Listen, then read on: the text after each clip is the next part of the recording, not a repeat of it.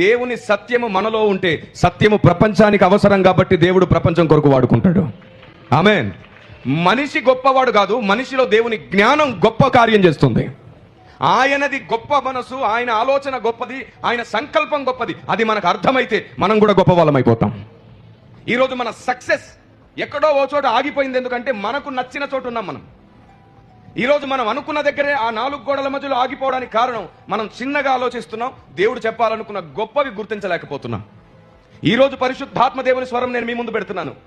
మీ కుటుంబాలను గురించి, మీ కష్టాలను గురించి, మీ బాధలను గురించి, మీ పిల్లలను గురించి, వారి ఉద్యోగాలు, పెళ్లిళ్ళు, స్థలాలు, పొలాలంటూ మీరు వాటి వెంటే పరిగెడుతూ ఏడుస్తున్నంతసేపు గుర్తుంచుకోండి, వాటి నుంచి విడుదల పొందుతారు. మరలా వాటిలాగే ఇంకా వేరే సమస్యలు పడుతుంటారు. మళ్ళీ వాటి నుంచి విడుదల పొందుతారు, మరలా వేరే సమస్యలు పడతారు. మరలా వాటి నుంచి విడుదల పొందుతారు, మరలా వేరే దాంట్లో పడతారు. ఇలా మీ జీవితం పడడం లేవడం, పడడం లేవడంతోనే మొత్తం ముగించబడుతుంది. మీరు ఎప్పుడైతే మీకు కావలసిన వాటి వెంట పరిగెత్తారో, మీరు దేవునికి కావలసిన వెంట పరిగెత్తలేరు. కేవలం దేవుడిచ్చే ఉపశమనం, దీవెనలు మాత్రమే మీకుంటాయి. దేవుని అద్భుతాలు, ఆశ్చర్యాలు ఉంటే సరిపోవు. అవి కేవలం మన అవసరత మాత్రమే తీరుస్తుంది.